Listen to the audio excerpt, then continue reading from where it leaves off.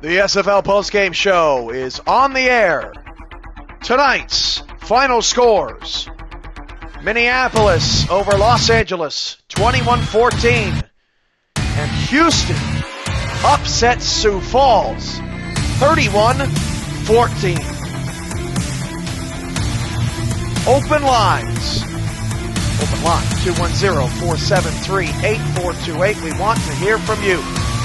Here's what the Teal Conference looks like after tonight's games. Minneapolis does a big thing tonight. They improve to 6-4.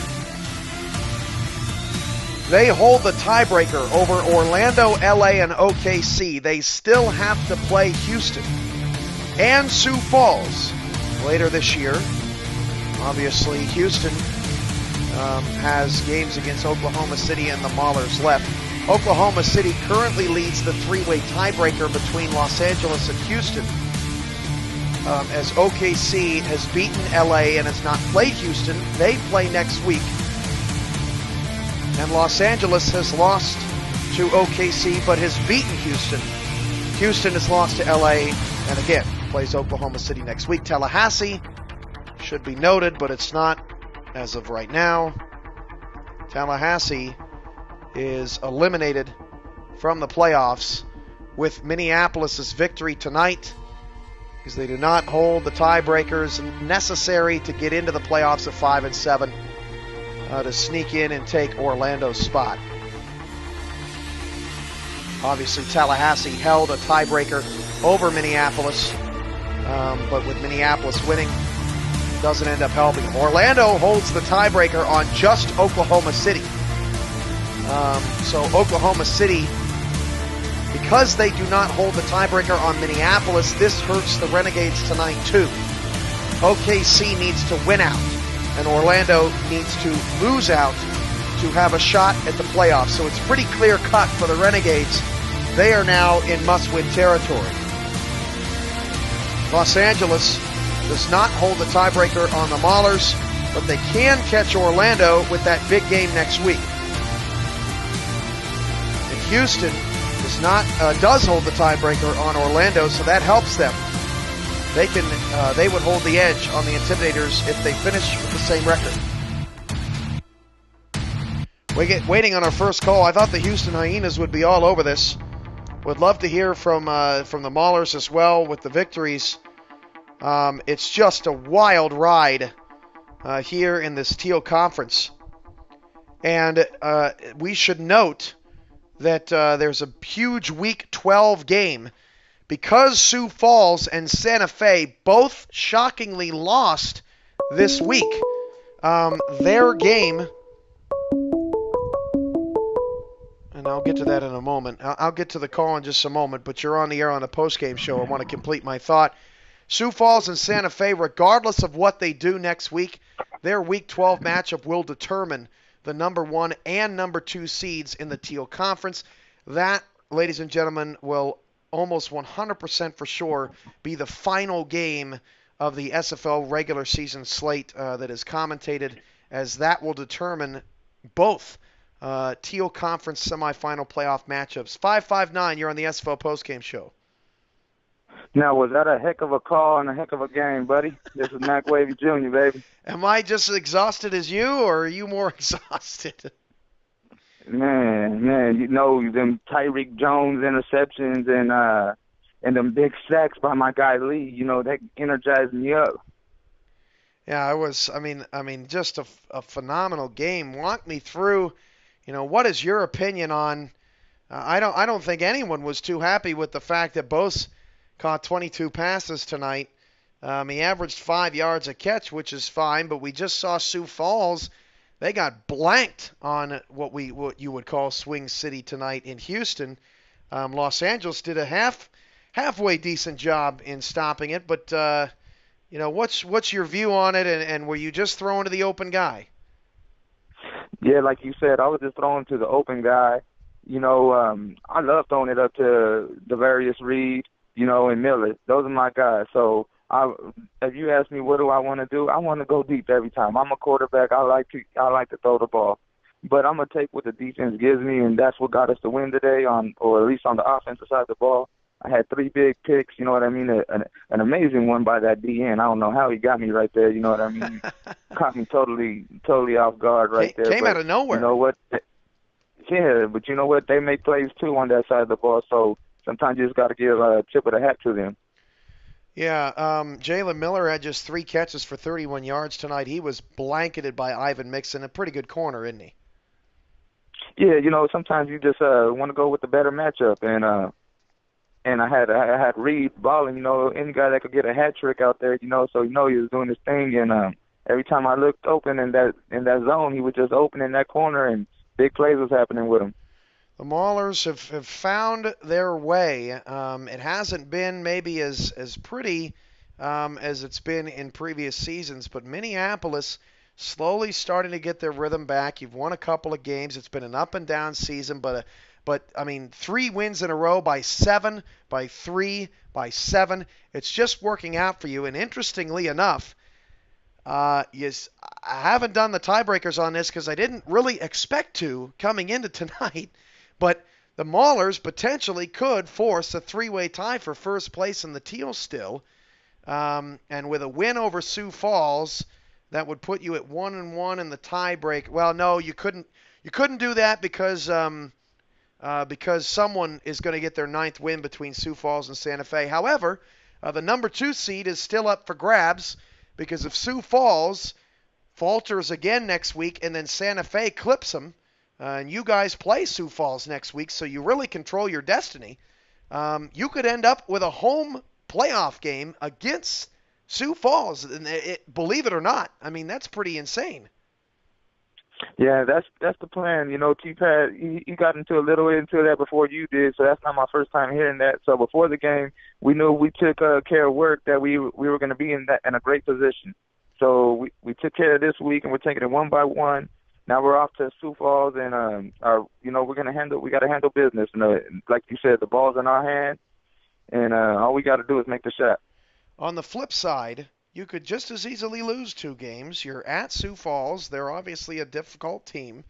And then you got Houston. And I tell you what, Houston ain't playing around lately. They're up to 4-6. They may still be 7th in the conference. But not having played you guys yet, they could potentially take that tiebreaker from you. So this season with 2 weeks to go, I mean, it's all still up for grabs. And this is what players like yourself, this is what you guys play for in the end, isn't it? Oh, man, this is what it's going for. You know what I mean? We're coming together at the right time, and we're just happy to be at the spot we're at right now, controlling our own destiny. And if I could get it, I've been pretty solid these last couple of weeks. I had a couple of mishaps today. The defense, I want to say thank you so everybody could hear it to my defense. They played great today. It's like every time I looked up, Mock was throwing a pick or he was on his butt, sacked. You know what I mean? And all I can say is, man, that D-line, they changing the game right now. And I know Sioux Falls has some trouble with their O-line tonight, so we're going to be watching the tape, and I know they're going to try to fix some stuff up, but, my dogs, they see that right now. They see that meat right now. We're going after it. Broadway, a quiet 10 tackles tonight. Ashley Odom, a quiet 9 tackles tonight. He was all over the field, and then your defense ends up with 6 sacks on a Los Angeles team that had given up just 10 all season. It's pretty incredible stat there. Mac Wavy Jr., thanks for the time. Yes, sir. You have a good one, sir. All right, you too. Mac Wavy Jr., always good to hear from him. I mean, you just look at these standings. Look at these conference standings. I mean, who would have thought coming into the week Santa Fe and Sioux Falls both would lose?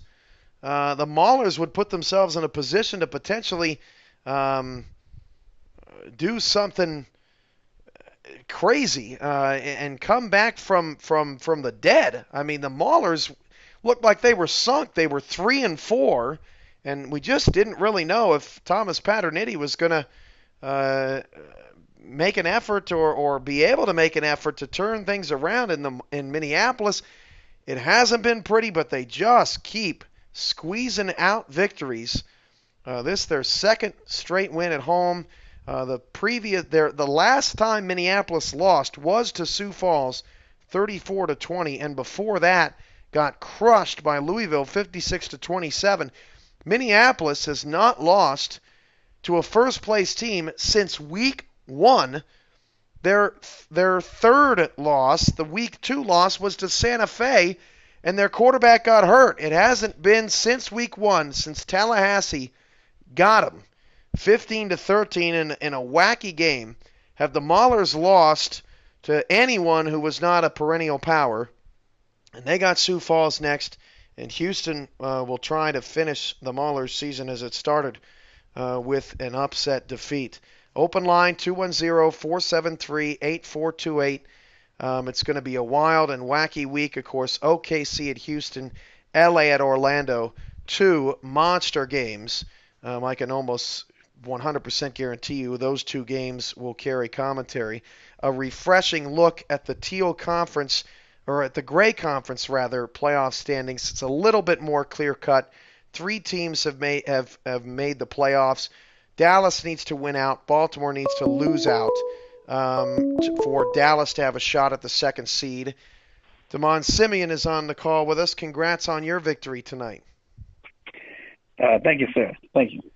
I know that your coaching staff was hard at work all this week. Just how hard did you have to work to figure out how to slow Sioux Falls? Not only did you slow them down, you held them to a measly 14 points.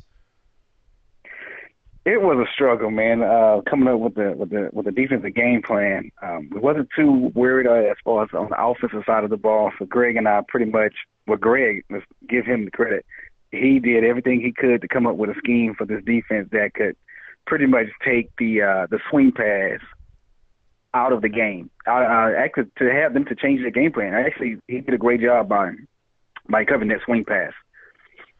Yeah, I mean, Houston. As we shift back here on the broadcast to the Teal Conference standings, Houston really, you sort of control your own fate. You got OKC next. You got Minneapolis the following week. You certainly have meaningful games down the stretch. The OKC game is at home. Obviously, going to Minneapolis will be a tough task. But I mean, this is in your hands in a situation where it didn't look like it was going to be just a couple of weeks ago. Right. A couple of weeks ago, I mean, we looked horrible. Defense wasn't playing up to the capability that we know that they can, and we've coached them up to be. But the last 2 weeks, the defense has been coming around. Starting last week against Orlando, and shows tonight as far as what hard work pays off. I mean, when you get into the film room, study tape, study film as far as what the other team or the opposing team is doing, and then you find out what can you counterpunch against that. And sometimes it works out in your favor, sometimes it doesn't. You guys have not had a loss in regulation since August. You've won 3 of the last 5, and the 2 you lost were those overtime, just crazy games. And your last loss by double digits was August 18th, and that was Louisville. I mean, is Houston the dark horse right now? Yes, most definitely. I mean, the record doesn't speak for it. The talent that we have on this team and what we know that this team could be. Actually, we should have 6 wins in a row. Right. I mean, we should have beat Louisville. We should have beat Baltimore. We should have beat L.A. We should have beat who else was it that Santa beat us Fe. in overtime? Santa Fe. God damn it, Santa Fe. I'd tell you that Santa Fe loss hurt it the worst. It really did because that was like back to back, So right. That one hurt it the worst. But yeah, I mean, great game to Jason and his staff as well. I want to tip my hat off to them for coming out tonight and putting on a good show. It was great. I was over here nervous and shaking the entire time because once we up at halftime, it came to my head again. What's going to happen in the second half? So Right.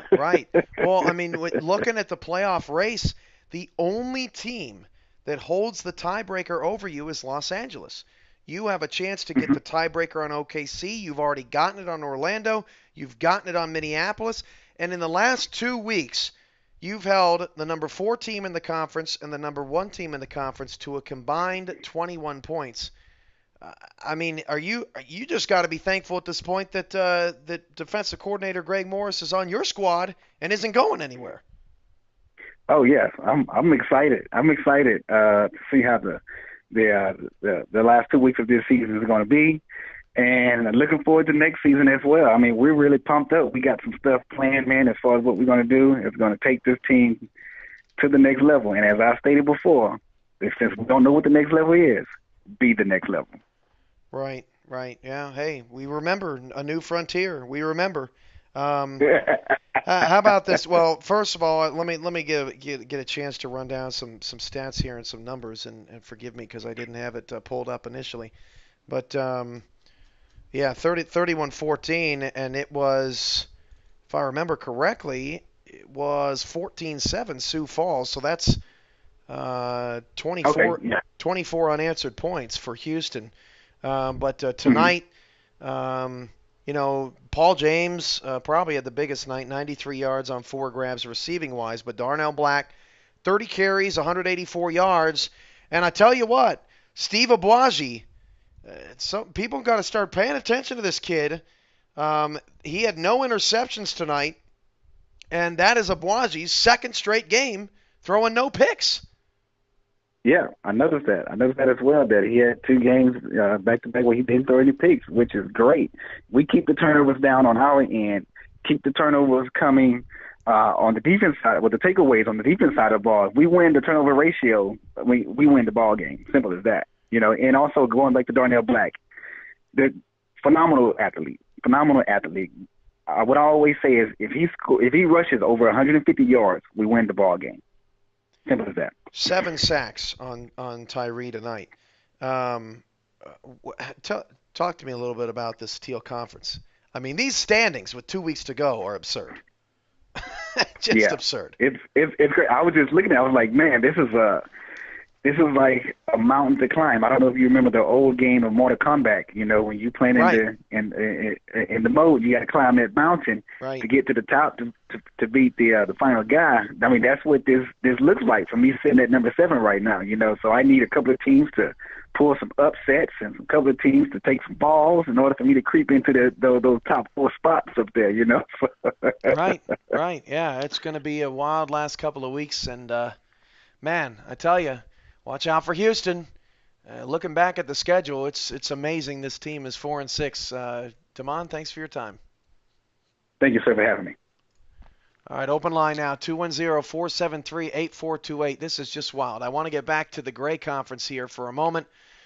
Carolina still needs to win out, and they need everyone to lose. They need Queen City to lose out, and they need NYC and DC to also finish 4-8, so that Carolina can squeeze in at 5-7 and take that last spot and try to beat Louisville, which if they accomplish their mission, they would have already done in Week 12 because those 2 teams play in Week 12. So Carolina's going to get them again before they potentially would meet them again. Queen City plays Louisville next week. That's potentially a first-round playoff preview. Now, obviously, NYC played Louisville to the wire. They played Louisville pretty strong. DC also played Louisville pretty strong at the beginning stretches of the season, but that DC Dragon defense is improving. If they can get that offense going, you start talking about potential first-round upsets, and Louisville, who's all alone at 10-0, could be there. Now, it's worth noting that if Louisville wins one more game, they will have home field advantage throughout the playoffs, and they, if they get out of the Gray Conference, would be the first team to host an SFL championship game on their own field. So Louisville is trying to accomplish that next week against Queen City. Queen City obviously plays NYC in Week 12. NYC and DC in Week 11 is another huge and crucial game and moment. Carolina doesn't play Dallas until towards the end of the week, so we may not even know, or Carolina may not even be alive in the playoff hunt even before they play Dallas, because they need some specific teams to win and lose, and that may just not go their way by the time the Skyhawks hit the field again. If anyone else wants to call in, we'll have one last call for it, 210-473-8428. Despite all the struggles in both conferences, it looks like we may not have a team after all finish below 500 and get in, although Queen City would have to rattle off a couple of huge wins there towards the end of the season. But Tallahassee is eliminated tonight with the Minneapolis loss. They needed a 5-way tie with the Maulers involved, a 5-way tie with the Maulers involved to even have a shot. They really needed Los Angeles to win out, actually, because Los Angeles is a tiebreaker that Tallahassee did not have. That did not happen for the Sharks tonight, and it leaves Tallahassee with nowhere to go. Houston, LA, OKC, they all control their destiny. Houston, even though they're currently in 7th, probably has the best shot at coming from behind because the only team that holds the tiebreaker is LA. Oklahoma City must win out, and Orlando must lose out. If OKC does that, and Orlando does that, then OKC is in the playoffs because OKC plays Los Angeles and Houston still, which would ensure that no other team would finish 6-6 besides the Maulers, but it wouldn't matter because OKC would be in the playoffs at that point anyway. So for OKC, it's very simple. Win out and hope that Orlando loses out. For Houston, they really control their fate because they can gobble up a ton of tiebreakers. Los Angeles is playing that middle game. They don't have the tiebreaker on Minneapolis, but they do have the tiebreaker potentially on Orlando if LA can win in Week 11, and potentially could muck up the tiebreaker situation with OKC if they end up splitting the series. Well, with that, we are going to take off here on the SFL Postgame Show. We've broken it all down. We're going to get moving on the Week 11 schedule and try to sort out just how this playoff race is all going to shake out and end up. I'm your play-by-play commentator and SFL Commissioner Cameron Irvine. Again, the final scores from tonight. Houston 31, Sioux Falls 14. Minneapolis 21, Los Angeles 14. This has been a presentation of the SFL Network. Good night, everybody. Week 11 is around the corner.